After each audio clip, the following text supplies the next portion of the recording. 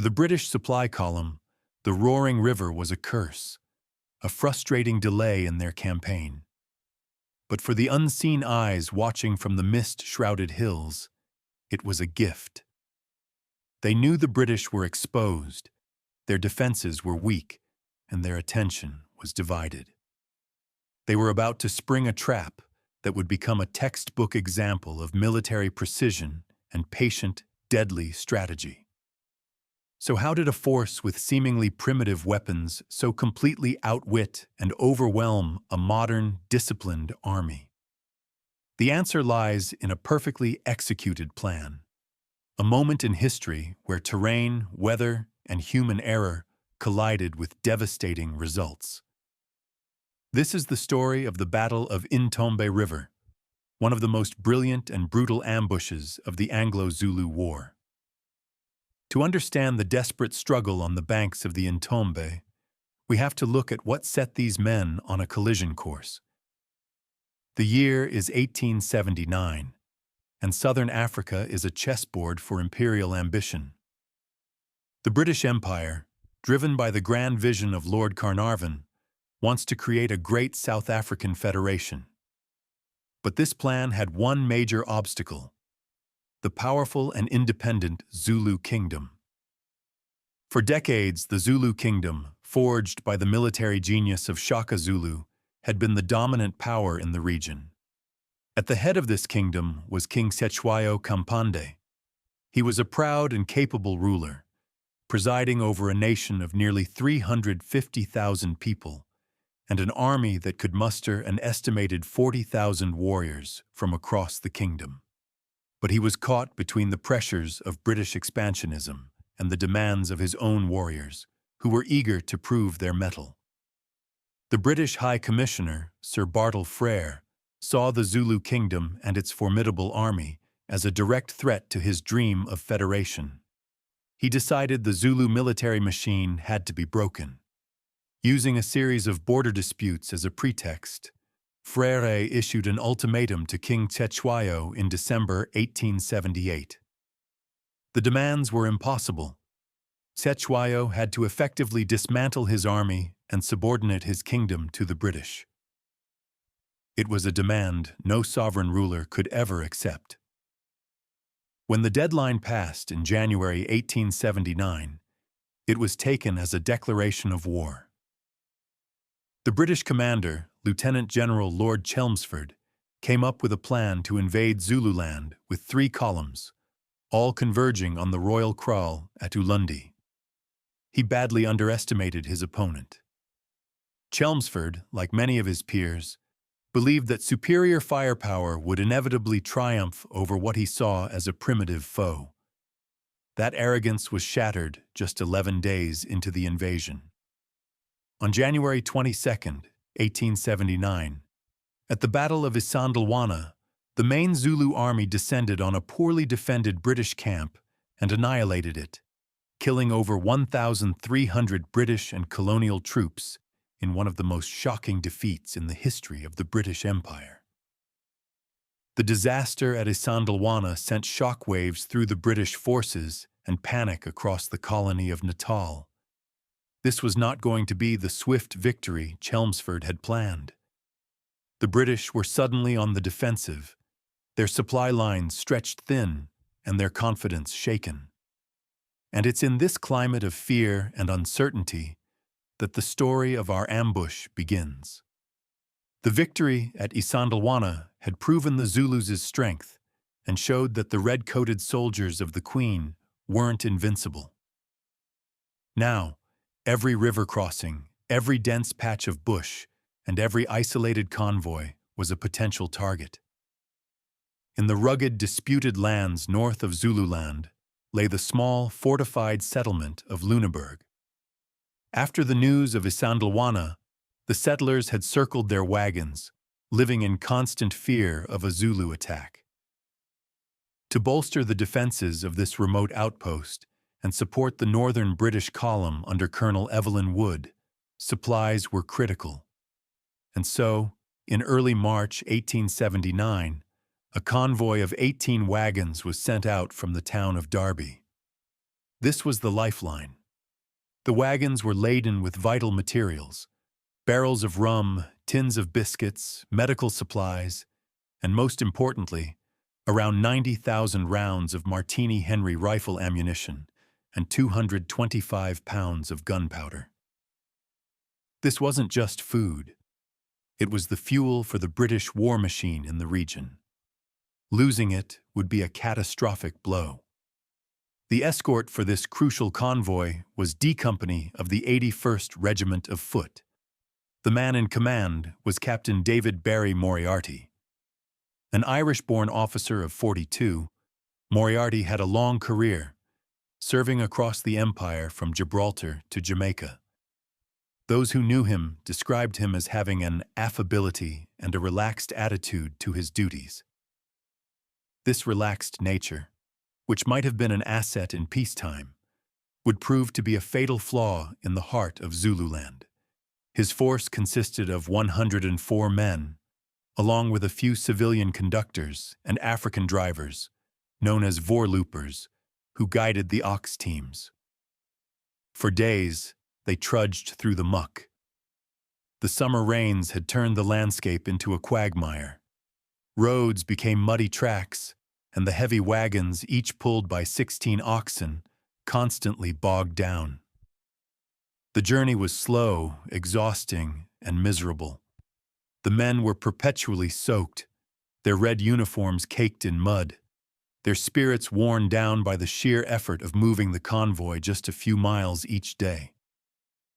Their destination was close, but one final, formidable obstacle stood in their way: the Intombe River.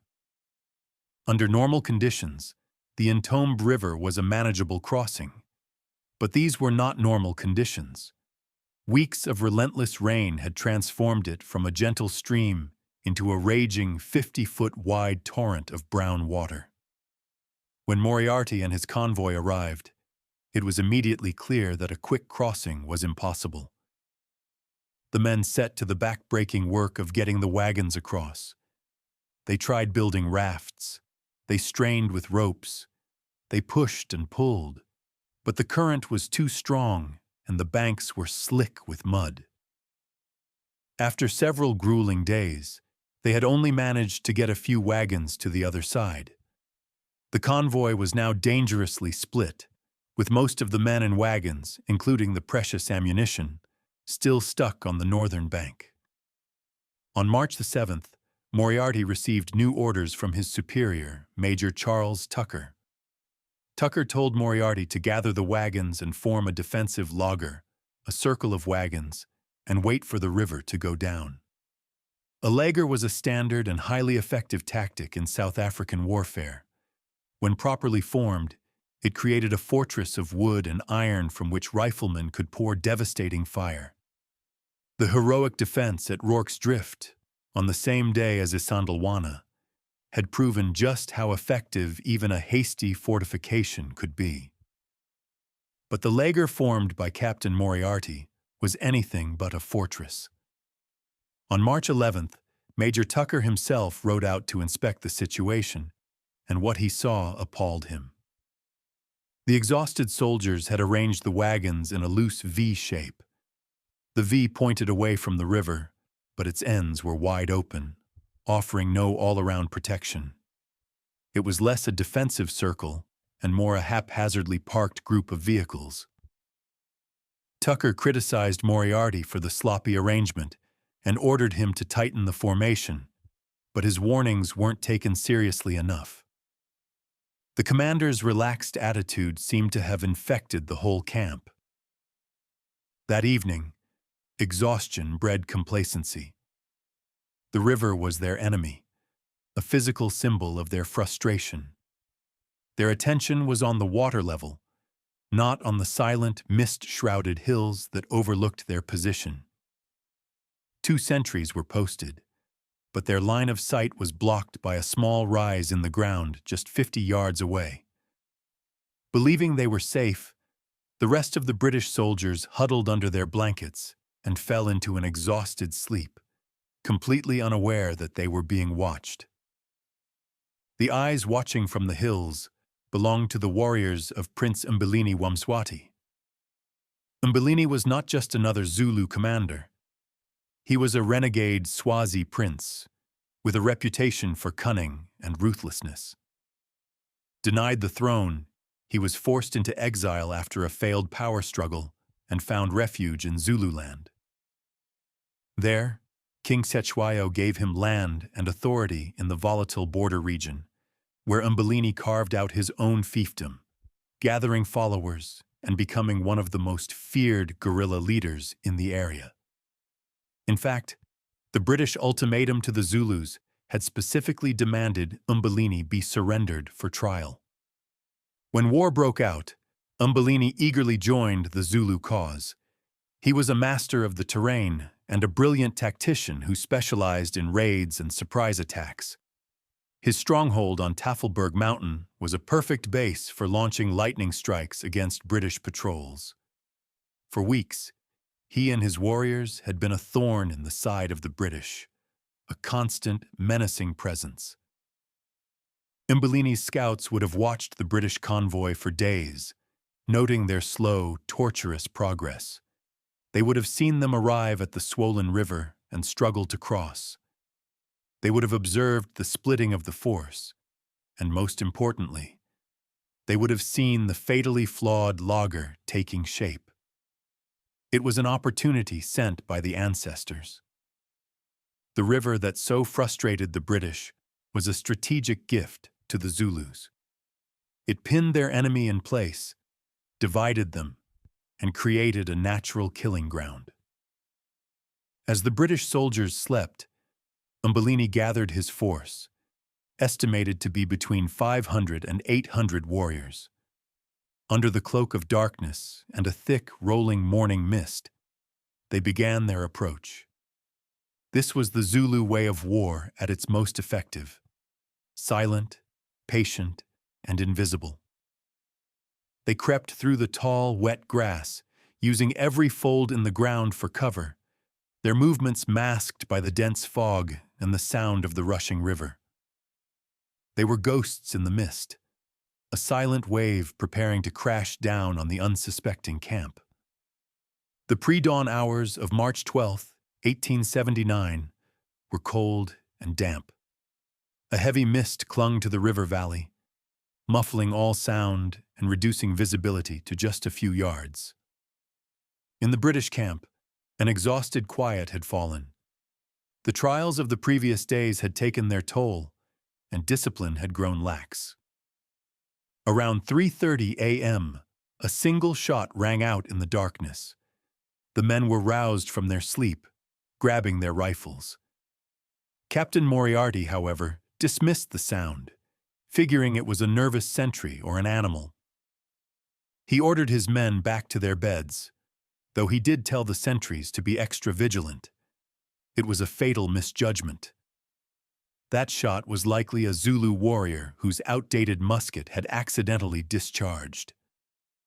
Instead of being a warning, it became a lullaby, coaxing the British back into a false sense of security. An hour and a half later, around 5 a.m., the real attack began. As the first hints of dawn struggled to pierce the fog, a sentry on the far bank peered into the gloom. Through a momentary break in the mist, he saw it. A huge, silent mass of Zulus, not 50 yards away, advancing on the main laager. He fired his rifle and screamed the alarm. The sentries on the other side did the same. But it was too late. Before the sleeping soldiers could even process the shouts, a thunderous volley of gunfire erupted from the fog. The Zulus, many armed with muskets and even captured rifles, fired a coordinated volley directly into the tents. The canvas offered no protection. Men were shot where they lay, the volley causing instant chaos and casualties. Immediately after the gunfire, the Zulus charged. With the chilling war cry of Usutu on their lips, they surged out of the mist and into the poorly constructed laager. They poured through the wide gaps between the wagons, a tide of warriors armed with stabbing spears and knob carries. The attack was a perfect adaptation of the horns of the buffalo, with the main chest crashing directly into the camp while other groups swung around to cut off any escape. The scene descended into a horrific melee. British soldiers, startled from sleep, stumbled out of their tents half-dressed and disoriented, straight into the waiting spears of the Zulus. There was no time to form a firing line, no chance to organize a coherent defense. It was brutal, close-quarters combat in the dark. Soldiers were clubbed to the ground or stabbed before they could even fix their bayonets. The Zulus, moving with terrifying speed and ferocity, were merciless. The entire camp was overrun in a matter of minutes. In the midst of the carnage, small pockets of resistance flared and died. Captain David Moriarty, the relaxed commander whose complacency had led to this disaster, met his end with a sudden burst of defiance. He reportedly charged out of his tent, revolver in hand, and shot 3 Zulu warriors before he was overwhelmed. As the assegais found him, he was heard to shout his final desperate words, "Fire away, boys, death or glory, I'm done." He fell, killed in the frenzy. The camp surgeon, a man named Cobbin, was killed early in the fighting, along with many of the civilian conductors. Panic completely gripped the survivors. With the laager overrun, the only conceivable escape route was the river. Dozens of soldiers threw themselves into the raging torrent in a desperate bid for their lives. But the river that had been their prison now became their grave. The current was incredibly strong, and the exhausted, terrified men were swept away. Some were pulled under by the weight of their own equipment. Others, trying to cling to the steep, muddy banks, were picked off by Zulu marksmen or dragged out and killed. Only a handful, maybe 15, managed to struggle across to the relative safety of the other side. For weeks to come, the Intombe ran red, its waters carrying the bodies of drowned soldiers downstream. Across the river, the small detachment of about 30 to 40 men under Lieutenant Henry Harward could only watch in horror as the main camp was annihilated. They opened fire, providing what little cover they could for the few men struggling in the water. But soon, the Zulus began to cross the river to deal with them. Linking arms to fight the strong current, several hundred warriors began to ford the drift, intent on finishing the job. The situation looked hopeless. The men had only 2 wagons for cover. It was at this moment of crisis that 2 very different types of leader emerged. Lieutenant Harward, the officer in command, declared he was riding for help. He galloped away towards Lüneburg, leaving his men to their fate. His actions would later see him court-martialed for cowardice. With their officer gone and a vastly superior enemy force closing in, the detachment could have easily broken and fled. They were saved by the coolness and courage of one man, Sergeant Anthony Booth. A 32-year-old career soldier, Booth was a seasoned NCO in the 81st Regiment. As Harward vanished, Booth took command. He rallied the terrified survivors and organized them into a small, tight defensive square. For the next 3 miles, Sergeant Booth conducted a masterful fighting retreat. He had his men fall back slowly and in good order. Whenever the pursuing Zulus got too close, he would command his small party to halt, turn, and fire a disciplined volley.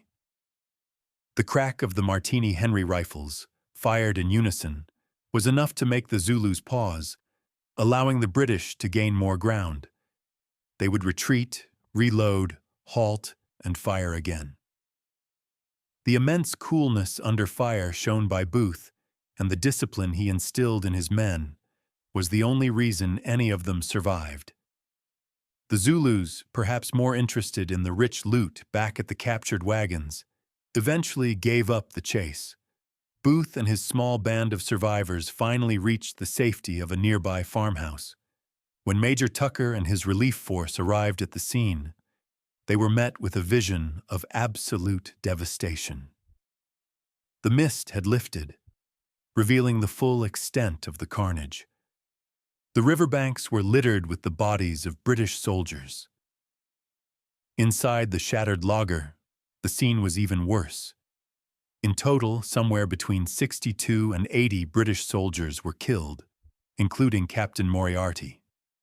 About 30 more were wounded. Also among the dead were the surgeon, 3 civilian conductors, and at least 15 of the African voorloopers. Zulu losses, in stark contrast, were estimated to be only around 25 to 30 killed. It was a crushing, one-sided defeat. But the loss was greater than just the men. The Zulus had captured a massive prize. They made off with all 18 wagons, the oxen, and most critically, the entire supply of ammunition, as many as 90,000 rounds, and all the gunpowder. For an army largely armed with spears, this haul of modern ammunition and some 80 captured rifles was an immense strategic gain. The battle that was a disaster for the British was a logistical triumph for Mbilini and the Zulu kingdom. So how did this happen? How did a force of 800 warriors so completely overwhelm a company of professional British soldiers? The Battle of Intombe River is a masterclass in military strategy, but it's also a powerful lesson in human failure. The Zulu victory wasn't luck. It was the result of brilliant planning meeting predictable error. First, and most critically, was British complacency. Captain Moriarty's relaxed attitude proved fatal. The warning shot at 3:30 a.m. should have put the entire camp on high alert, but it was dismissed. The sentries were poorly positioned, their view obscured, rendering them almost useless. This psychological failure was the bedrock upon which the disaster was built. Second were the glaring tactical errors. Splitting the force across a flooded river was dangerous, but perhaps unavoidable. However, the failure to construct a proper, defensible laager was an inexcusable blunder. A proper circular laager could have held off a much larger force, just as it had at Rorke's Drift. The weak, open V-shape Moriarty created was an invitation to disaster, channeling the Zulu charge directly into the heart of the camp. On the other side of the equation was Zulu brilliance. Prince Mbilini showed why he was considered one of the great guerrilla tacticians of the war. His strategy was flawless. He displayed immense patience, waiting for the perfect moment to strike. He used the terrain, the river, to trap his enemy. He used the weather, the thick morning mist, as the ultimate tool of concealment. The attack itself was a model of lethal efficiency, a disorienting volley to create panic, followed by an immediate, overwhelming charge to prevent any organized resistance from forming. Comparing Intombe to Rorke's Drift really highlights the difference. At Rorke's Drift, a little over 100 British soldiers held off 4,000 Zulus because they had prepared sturdy fortifications. At Intombe, a similar number of British soldiers were defeated by just 500 to 800 Zulus because their defenses were non-existent and they were caught completely by surprise. Intombe proved that technology and discipline are no substitute for vigilance and sound tactics. It proved, in the most brutal way possible, the price of underestimating your enemy. In the grand scheme of the Anglo-Zulu War, the Battle of Intombe River was a relatively small engagement. It didn't change the ultimate outcome. The British Empire, stung by its defeats, would pour immense resources into the war, and within months, a new, larger army would secure a decisive victory at the Battle of Ulundi, finally breaking the power of the Zulu army. But the legacy of Intombe isn't about its impact on the war's final result. Its significance lies in the lessons it teaches. It stands as a stark reminder of the vulnerability of supply lines and the effectiveness of asymmetric warfare. It showed that an indigenous army, through superior knowledge of the land and brilliant strategy, could inflict a devastating defeat on a technologically superior colonial power. The consequences for the individuals involved were stark. Lieutenant Harward was court-martialed. While he was acquitted of cowardice, his reputation was ruined, and he resigned his commission. The official record stated his behavior was unacceptable, a criticism read out to every regiment in the British Army. In contrast, Sergeant Anthony Booth became a hero. For his gallant conduct and the coolness displayed in saving his men, he was awarded the Victoria Cross, the highest honor for bravery in the British military. His citation explicitly states that had it not been for him, not one man would have escaped. He was promoted the very next day. His story is a powerful testament to the fact that true leadership is often forged in the most desperate of moments. As for Prince Mbilini, the architect of the victory, he continued to be a thorn in the side of the British, even scoring another victory at the Battle of Intombe weeks later. Eventually, though, his luck ran out. The man who had orchestrated one of the war's most brilliant ambushes was killed in a minor skirmish later in the conflict, a rather anticlimactic end for the most effective guerrilla leader of the war. The story of the Intombe River ambush is a gripping case study in military tactics, where strategy and human error decided the fate of over 100 men. If you found this deep dive into a pivotal historical battle compelling, please consider liking this video and subscribing for more stories from military history. Let us know in the comments below. What other strategic battles or brilliant ambushes do you think deserve a closer look? We read all your suggestions. The Battle of Intombe River was more than just a defeat for the British. It was a lesson written in blood. It demonstrated with brutal clarity that in warfare, assumptions get you killed. An army is only as strong as its weakest point, and on that misty March morning, the British supply convoy was a chain of critical weaknesses: a complacent commander, exhausted troops, and a fatally flawed defense. The Zulu victory, orchestrated by the cunning Mbilini waMswati, was a textbook ambush. It exploited every British vulnerability with chilling precision, turning the river and mist into deadly allies. It stands as a powerful testament to Zulu strategic thinking and their ability to adapt traditional tactics to new enemies. While larger battles like Isandlwana and Rorke's Drift often dominate the history of the Anglo-Zulu War, the clash at Intombe offers one of the clearest and most dramatic examples of how tactical genius can overcome a technological disadvantage. It reminds us that history isn't just made in the grand sweep of massive armies, but in the desperate, decisive moments on the muddy banks of a forgotten river.